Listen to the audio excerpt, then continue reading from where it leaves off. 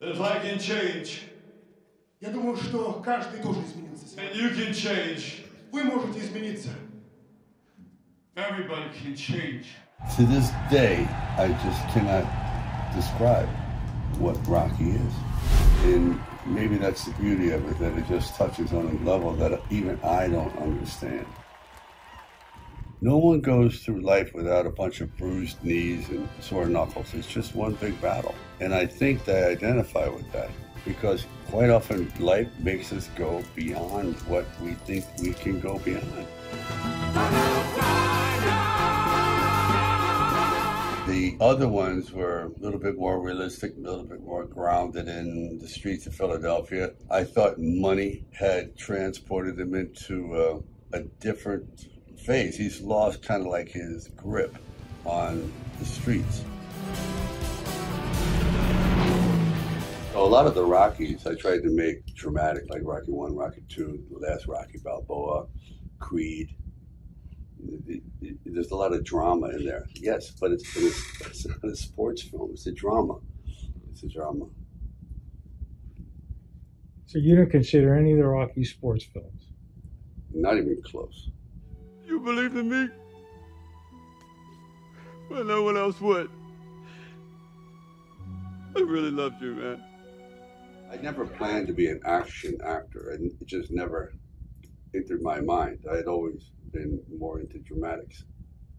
The first plays I ever did were always, the classics, and then you go into Death of a Salesman and Eugene O'Neill, and we'd start going to existential comedy like Ionesco, and so on. So even some by Camus. Even did the only play by Picasso, which is very odd. Desire caught by the tail. You don't know anything about this guy you're fighting. It's just some kind of exhibition fight. This ain't don't mean nothing. My voice is a product of a lot of things. I was born in a charity ward, so we didn't have a lot of money, so they killed the nerve here.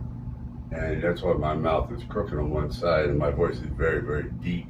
I have to keep it up, and I slur, because, a portion of my tongue doesn't form exact vowel sounds, especially THs. But it turned out to be a blessing.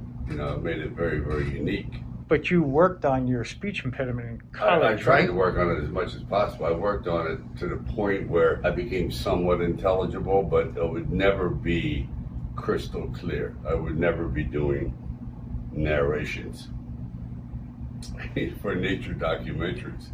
But it's perfect for the kind of characters I played. This is gonna be a time when you're gonna have to do things that other people don't think are right.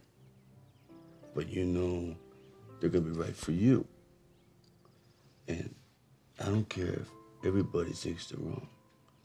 You gotta do what you gotta do. I remember my first reviews on Rocky. They said I sounded like an old mafioso pallbearer. Something like that. It doesn't bother me anymore. I realize it's there. I can't do anything about it. It's different. I just sound like me. I don't want you getting upset. So you're not upset, are you? Oh, I'm not upset. You sure? You feel okay? You sure? Sure. Want to go a few rounds in the bag? Okay. Whoa, champ. I don't like doing a lot of takes. Anything over 3 takes, you're not prepared. Really? I think so. Unless it's an accident, there's a lighting problem, the wind kicks up, someone blows their lines, but people shouldn't blow their lines 3 times in a row. Do you give everything on your first take? Yeah. We stop fight now. Don't stop nothing. Let it come here. Then this fight sitting down. Why do you think you have such ferocity? I may not be the most athletic, but I've become very animalistic.